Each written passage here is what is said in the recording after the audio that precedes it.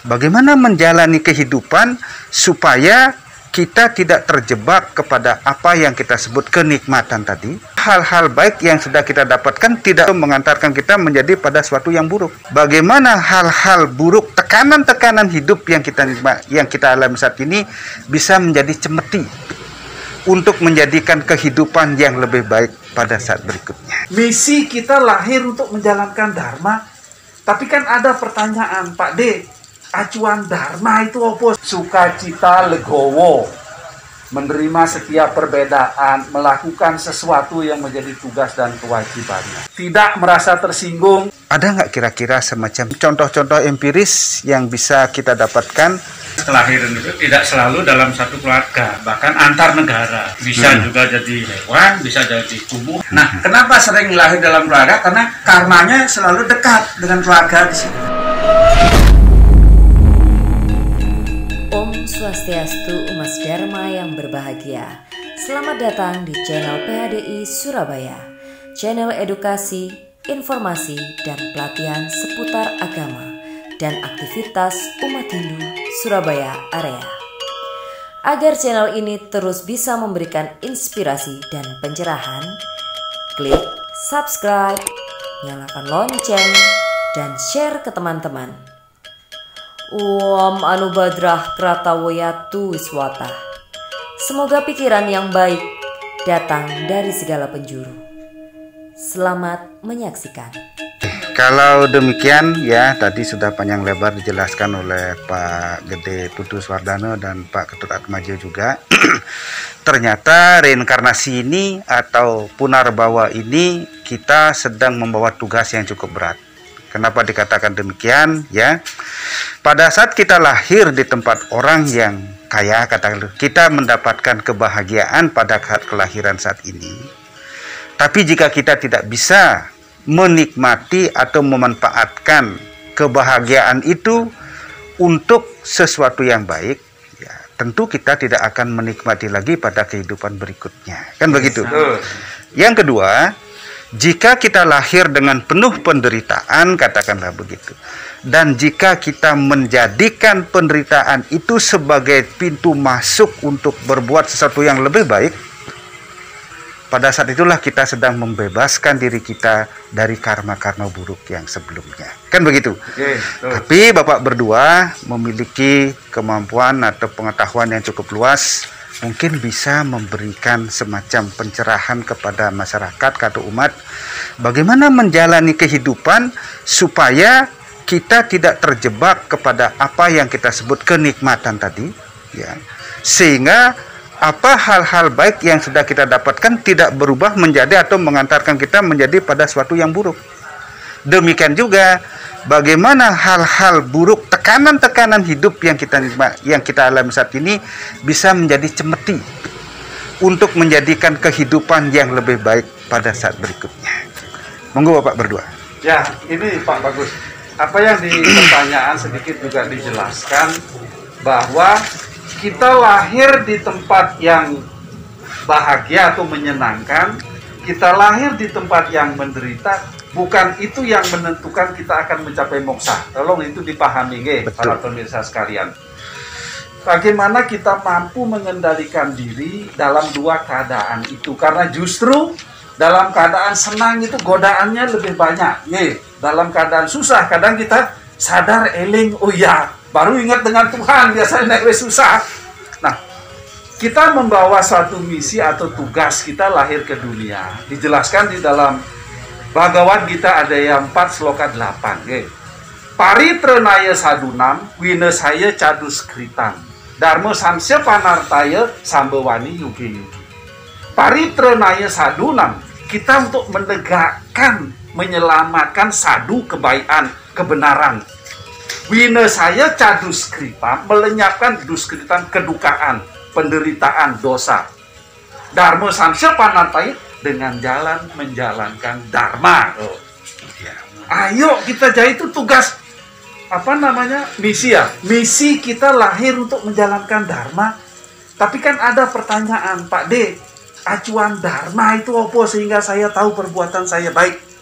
Di dalam kitab Manusemerti ada 2 sloka 6 dengan jelas dikatakan weda kila dharma mulan seperti cila catat bidam acara sa iwa sadunam atmanas tutir ewaca.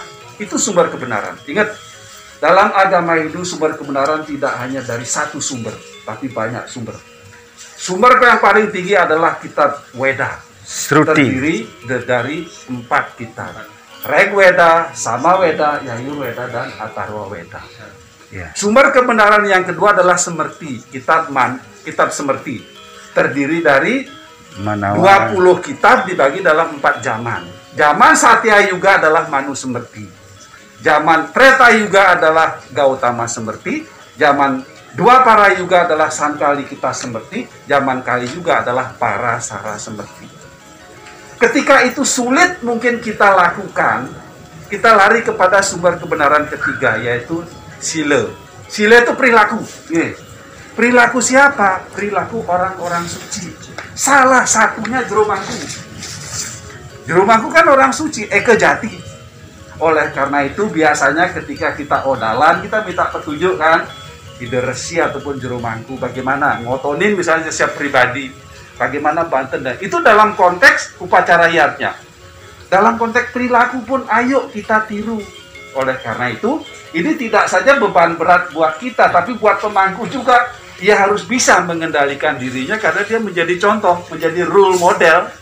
Karena apa? Perilaku seorang pemangku ini tidak saja ditiru oleh umat atau anaknya, dunia itu akan mengikuti Jero Mangku. Oke. Di dalam Bhagavad Gita Adhyaya 3 Sloka 21 itu dengan tegas juga mengatakan bahwa apapun yang dia ajarkan, yat acara tisresta, tatan ewita rujana, saya pramanan kuru tilokastad anuwartante. Jadi apapun yang dia lakukan, apapun teladan, apapun yang dia ajarkan, lokastad dunia akan mengikuti. Oleh karena itu Jero Mangku punya tugas beban berat, menjadikan dirinya sebagai role model. Dari berpikirnya Jero Mangku, berkatanya Jero Mangku, bertindaknya itu sebagai acuan dari sumber kebenaran. Kemudian acara ketiga, keempat adalah acara. Tadi ketiga sila. Acara itu tradisi atau budaya, adat istiadat. Di sono Poncogiri, apa kebiasaan untuk odalan? Itu adalah sumber kebenaran. Nah, karena tradisi dan budaya itu sumber kebenaran yang diyakini oleh di satu tempat berlaku. Ingat, awal dari kehancuran ketika tradisi dan budaya itu diabaikan. Kula kesaya pranasyati kula dharma sanatana, dharma nasti kula adharma aba bawiyuta. Bhagavad Gita ada 1 Sloka 40. Kula kesaya itu keluarga itu kan hancur. Dharma nasti, dharma pun akan hancur dan adharma akan merajalela. Perang Bratayuda terjadi karena apa? Pandawa dan Korawa sudah tidak menjalankan tradisi dan budaya. Wis nggak ngereken omongannya para orang suci punggawa begawan resi, nggak direken sudah. Dia menjalankan karpe dewi.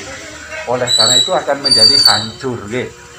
Kemudian sumber kebenaran yang terakhir adalah Atmanastuti. Nah ini Atmanastuti adalah sukacita legowo, menerima setiap perbedaan, melakukan sesuatu yang menjadi tugas dan kewajibannya.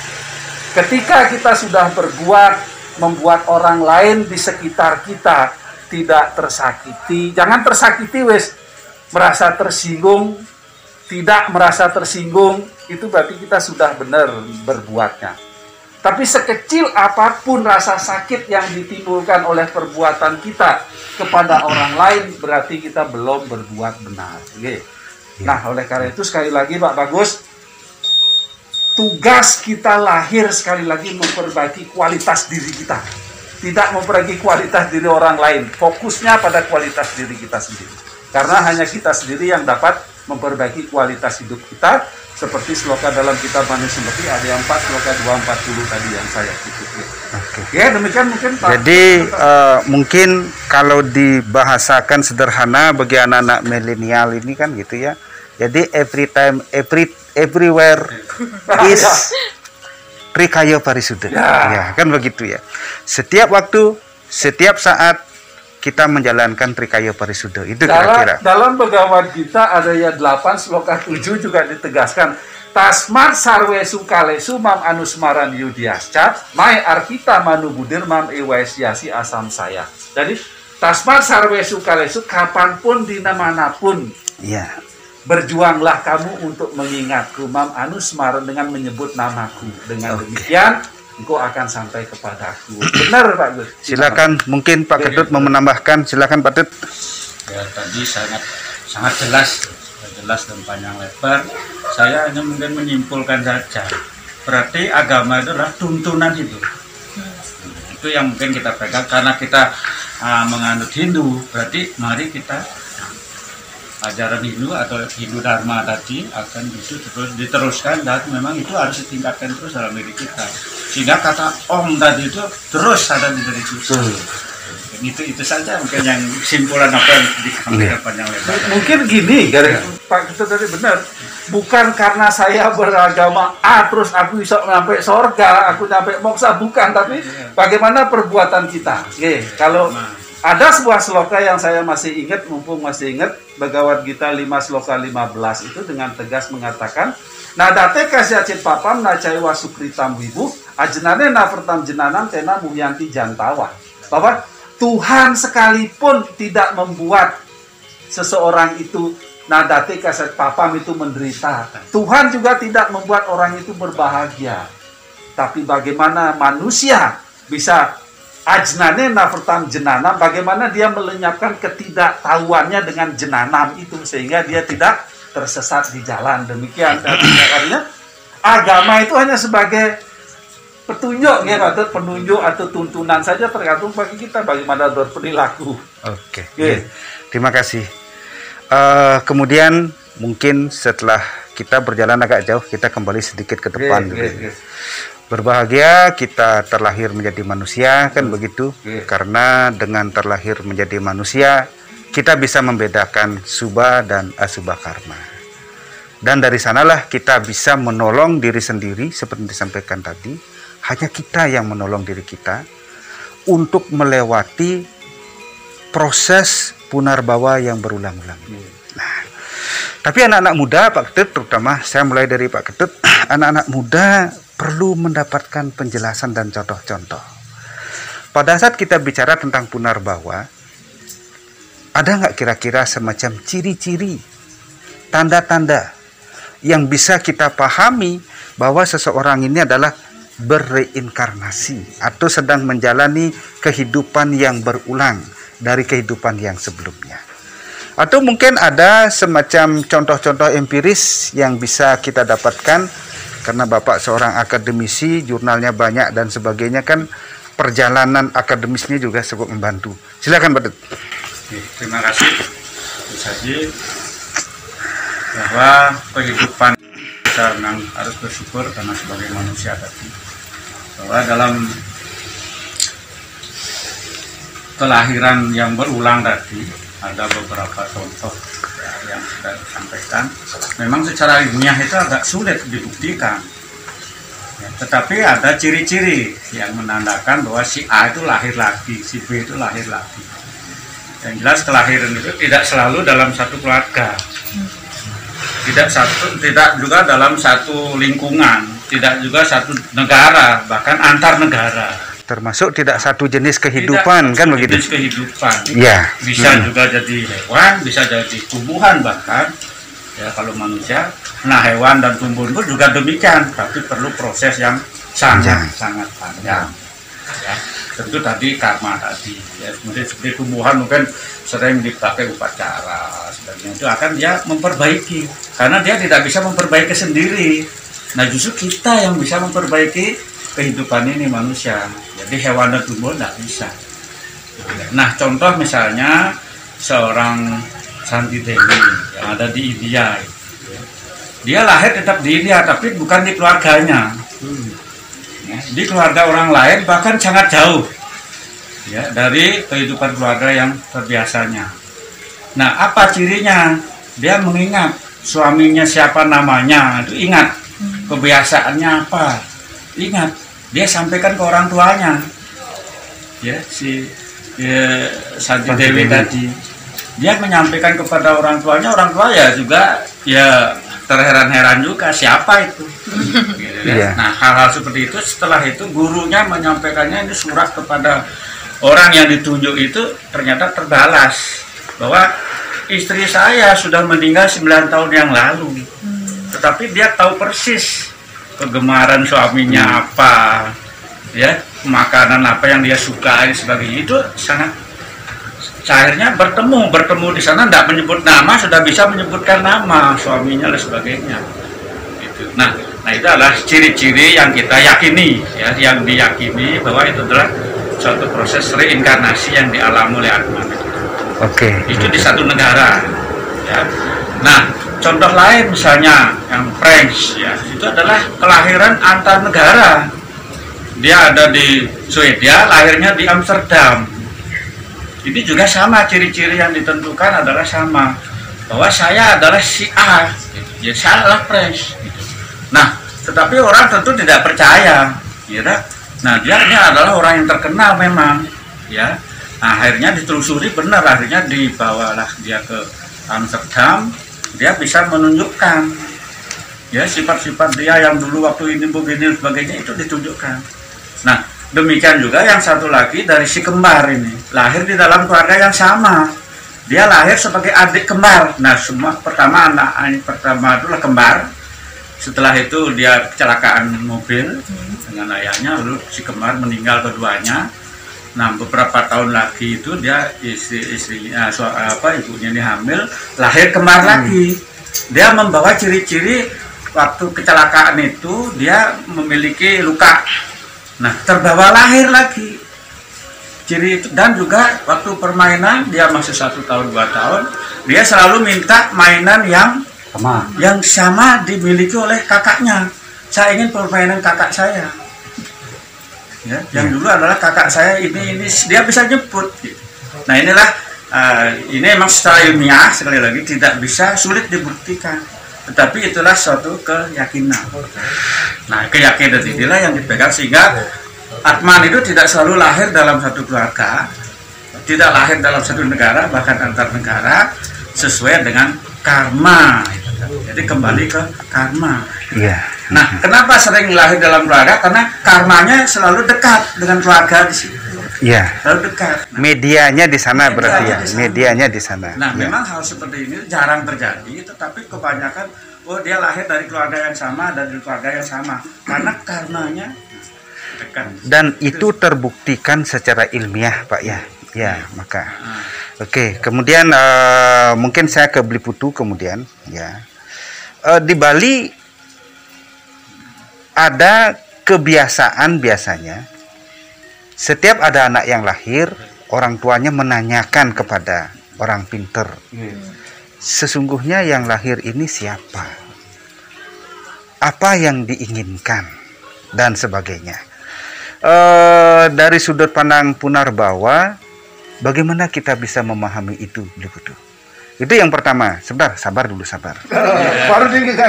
Yang kedua, ya, kita menghadapi suatu kondisi bahwa, ya, tidak semua orang tahu bahwa dia kelahiran siapa. Artinya dia lupa dengan perilaku-perilaku, kebiasaan-kebiasaan, sifat-sifat sebelumnya, pada kelahiran sebelumnya. Nah, dua pertanyaan ini berhubungan sebenarnya. Karena Bapak pintar menjawabnya, mungkin Bapak bisa menjadikan satu jawaban, Pak. Silahkan, Pak. Oke. Semua Pak, bagus. Jadi ini juga kalau dibuktikan secara empiris kayak matematik gitu ya mungkin tidak bisa. Pembuktiannya adalah ketika kita meyakini ya, agama itu kan kita yakini, kita jalankan akan terbukti gitu. Jadi proses kelahiran kalau kita melihat di dalam sastra ya tentu berkaitan dengan kesenangan atau kecocokan, sama dengan Pak Bagus mungkin.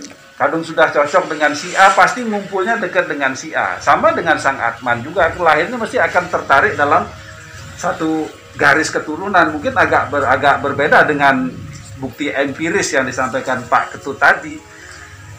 Secara medis juga sering dicek juga itunya, apa namanya? DNA-nya itu. DNA-nya itu kan menunjukkan bahwa yang turun itu pasti keluarganya, pasti tidak akan lepas dari sana. Kadang-kadang kebiasaannya ya juga sama. Kadang-kadang anak laki-laki biasanya cenderung turun ibu anak cewek cenderung turun bapaknya. Itu kan artinya dalam satu garis keturunan dalam agama Hindu kan ada dikenal dengan paternalistik ya, dari proses sang ayah ya, puruse ya.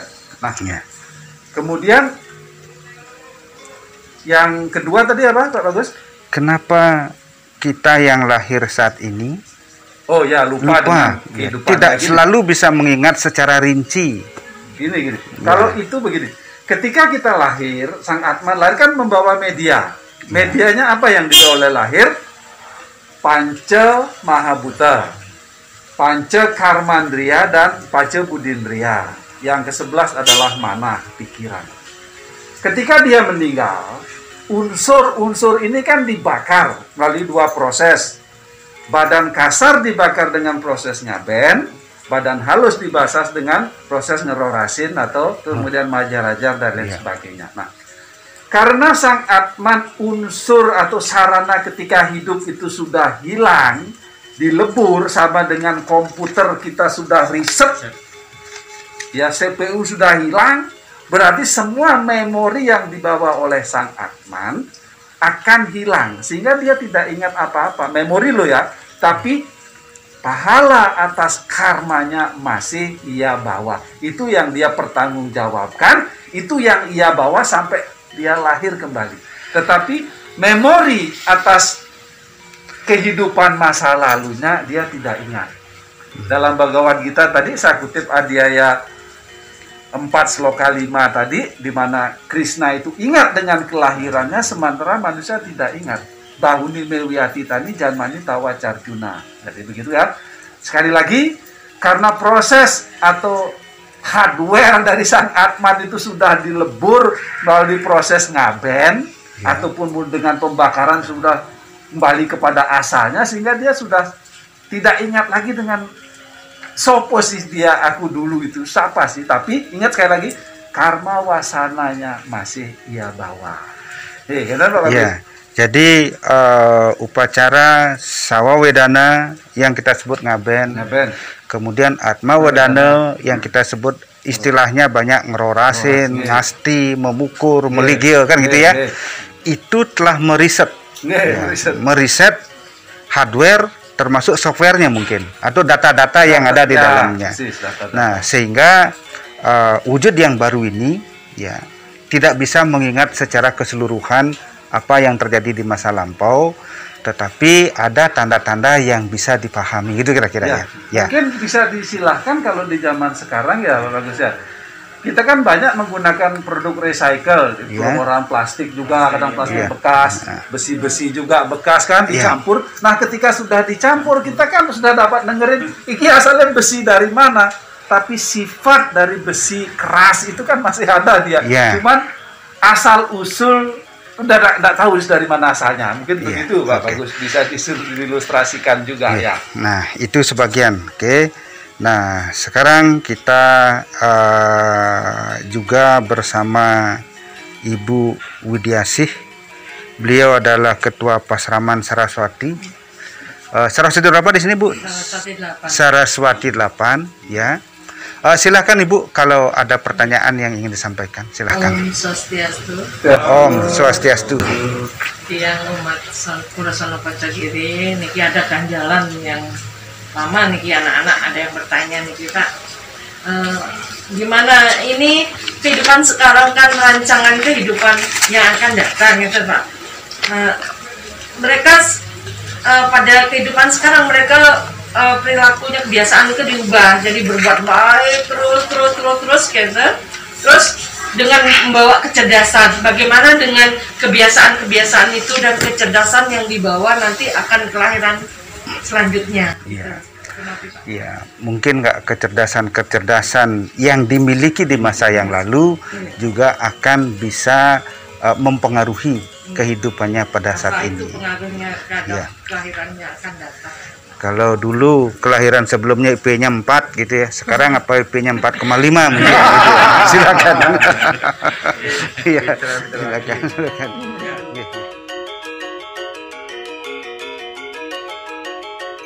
Om Swastiastu. Kami atas nama pengurus Purwosono mengucapkan banyak terima kasih kepada Parisado Kota Surabaya, di mana kami sudah diberikan kesempatan menjadi tuan rumah.